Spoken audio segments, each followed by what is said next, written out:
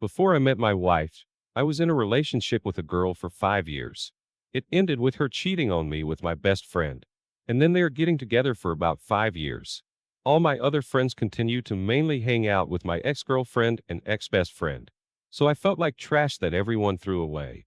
I wasn't in a great place when I met my wife, and I'm sure that contributed to my stay. Even when I could tell that something was off, I cut my friends out for about 10 years. Now I see one of them, but just at social gatherings that involve mutual friends of ours, none of which were from the original group. Not sure about my ex-best friend, but things turned out terrible for my ex. She's very unhappily married with one child. My sister just gave me an update on my ex the other week coincidentally. Her husband plays game all day and wouldn't help her. Her mom moved down close to where they live to help out. And my ex is always complaining to her mom that she doesn't help enough. I also think I was afraid of abandonment issues. Therapy is starting to get into this issue. When I was 2, my father was sent to prison for 7 years. And according to my therapist, I became terrified that if I did the wrong thing, people in the society in general would like to banish me. And that pretty much tracked my understanding of myself throughout my life. I first met my current wife 10 years ago. The first year was amazing. She gave birth to our first son. And after that, the dead bedroom started. She was pressuring me to get married to her. And I thought the problem in our relationship is because I don't trust anyone because of my ex cheating on me from my previous relationship. So I proposed to her thinking that it would get better. She was asking me to, and I thought it would help with the dead bedroom. Bad idea. Few months after proposing to her, we were in our living room when I saw a text pop up on her phone. The text was from her ex-boyfriend asking about her whereabouts. I confronted her about it and threatened to call off the engagement. She showed me their text correspondence, and I didn't find anything extra, just both of them checking on each other occasionally. Although it seems like a lot of texts have been deleted. After she claimed innocence, I had no proof of infidelity. Plus we share a son together. We almost called off our engagement. I should have walked away then. Except I wouldn't have my son, and he's truly worth everything I went through. Over the next few months, she did things to make amends and prove to me that she loved me. I decided to get married to her. We had a big, expensive, beautiful wedding. Honeymoon in Hawaii. Everything she asked for. Then after the wedding, things went downhill.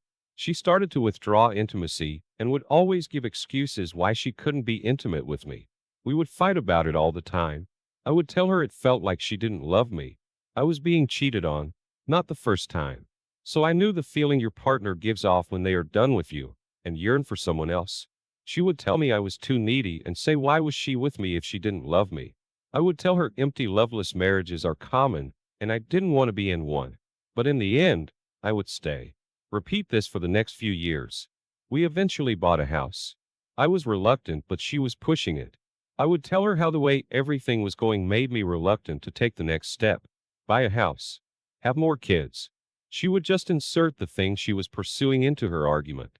If I don't love you, then why do I want to get a house with you? Try to get pregnant by you. I never really had an answer except that she was unhappy with herself and afraid to be alone. Our bedroom life had grounded to a halt, and we would go weeks without having excess. Then one day, out of the blue, she initiated excess. Something she normally wouldn't do. She was trying to get me to choke her. First time she has ever done this. I thought it was something new. Maybe she was trying to spice up our relationship, so I went along with it.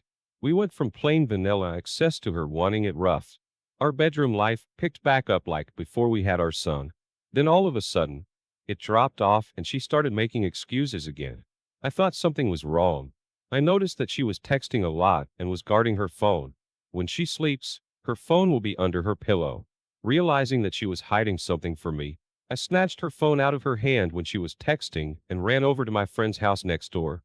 And she ran after me screaming for me to give her phone back to her. I shut the door in my friend's house and videoed all her text messages with my phone. I am glad I have the video, but I regret reading a lot of it. Turns out that she was having a full-blown affair with someone she knew in high school and recently went out of state for a few months, which was why she started initiating excess with me. I returned with my friend as a witness and told her to leave our house, and she did without incident. The text I read was so graphic that they run across my eyelids all night now when I try to sleep. She was so enthusiastic. I am okay with it being over. It was a terrible marriage, but the way it ended is a walking nightmare. I always felt like a placeholder just waiting for some guy that's actually lit the fire to just come and casually take her. And that's exactly what happened.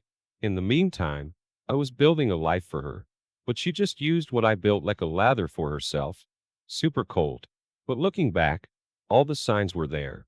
I will be able to apply this lesson to my next relationship, which is good. But I will never marry again. Don't want any more children than what I currently have. So she definitely took all that away from me forever. When I think of my son and how terrible it all was, I feel strong. But when I'm alone, especially at night, my mind keeps imagining the two of them together. As much as I try to push it out, I can't seem to. During the week when she tried to get me to choke her in bed, then finding evidence of a full-blown affair on her phone, December 1st, that whole choking thing was more like beginning of September. And yes, it was a huge red flag that I missed. 5 months later. So I know that he dominates her. And that really gives my imagination ammunition to use on myself. I have to preface this with, I would never hurt myself. But at night, I want to die. I know in the end, all three of us would be better off from the divorce. But it's really hard right now. It all happened at the beginning of December. I immediately told her to leave when I found everything. Update. It is almost impossible to push away, especially at night all alone. The first time so far that those thoughts entered my mind and I was truly able to say and feel like who gives a F in a healthy way, was the day I posted my story in the Dead Bedroom sub. That was definitely the motivation behind me stumbling into this sub and posting. I have been struggling again over the past few days. A lot of it has to do with the settlement. I am working on getting her to sign it and agree. So I am placating to her. This includes FaceTime calls that are supposed to be about the parents, not with her having access to him, where we basically act like family again. I have put in boundaries for the FaceTime calls now. My sister administered the phone when my son is with me, but the ones that are the other way around still end up like I described. It takes a lot out of me to put up with that act, and then feel zero self-respect when it is done.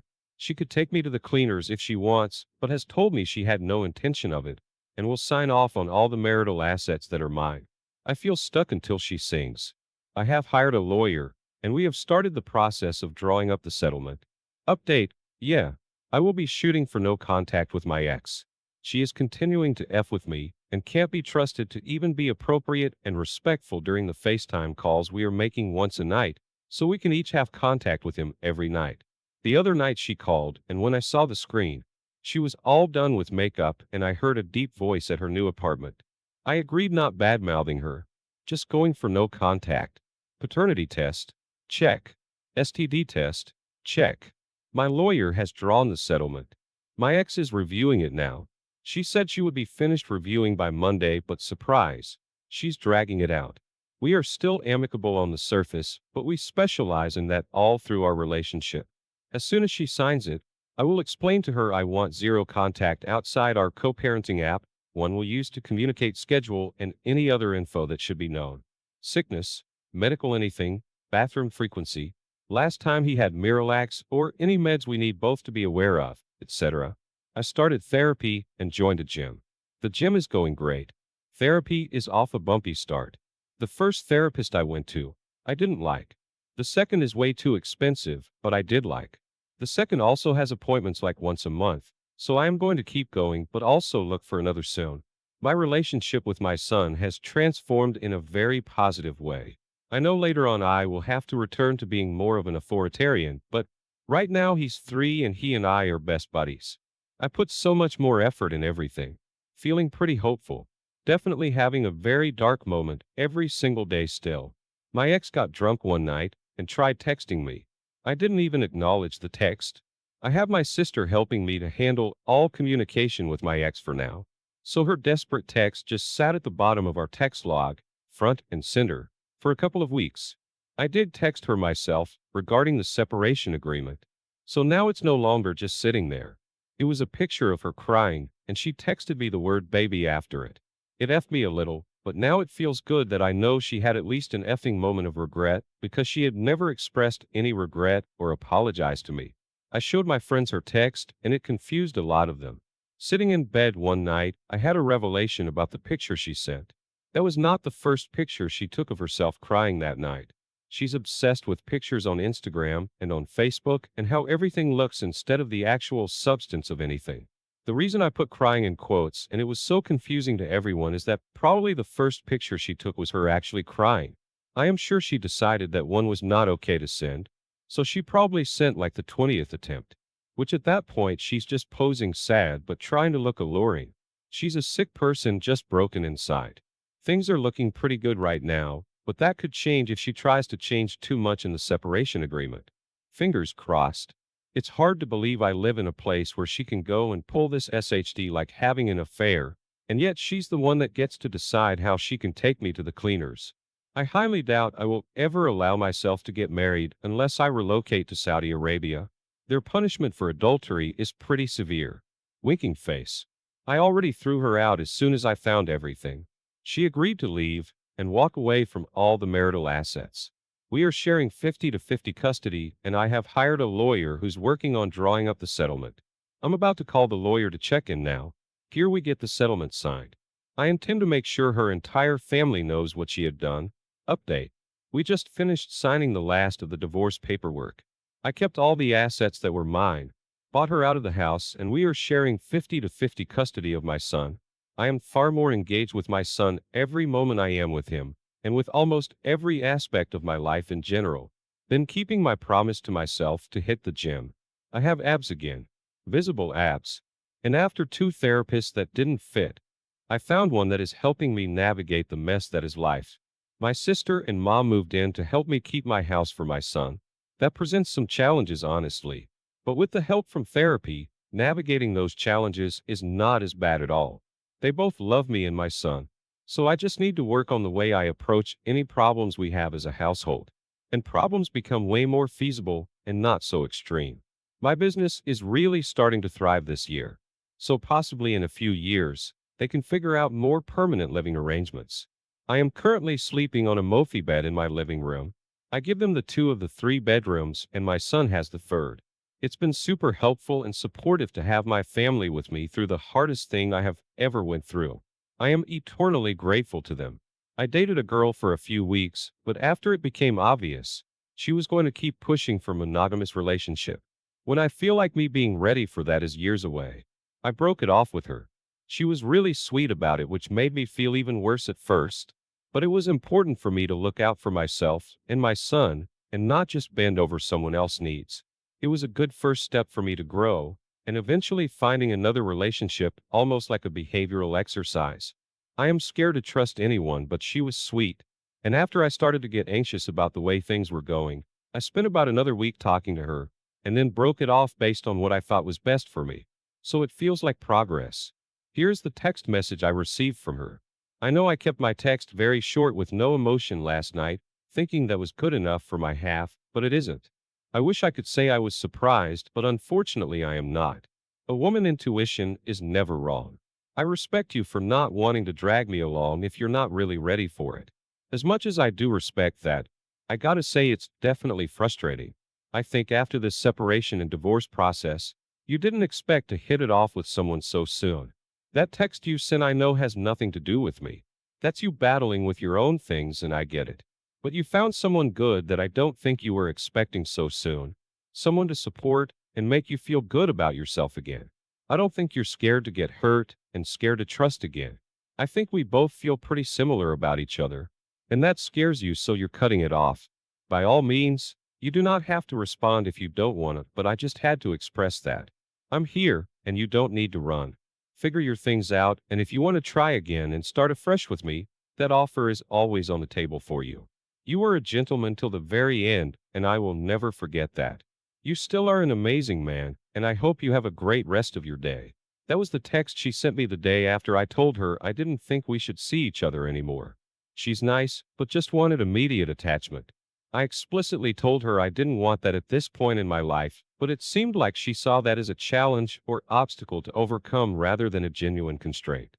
Now that my ex signed off on everything I needed her to, I no longer feel the need to bend to any of her wishes either, and have felt very comfortable putting my foot down when it comes to requests she has about our son or otherwise. I feel great for the most part, most happier, and keep getting compliments about how I look. more fit,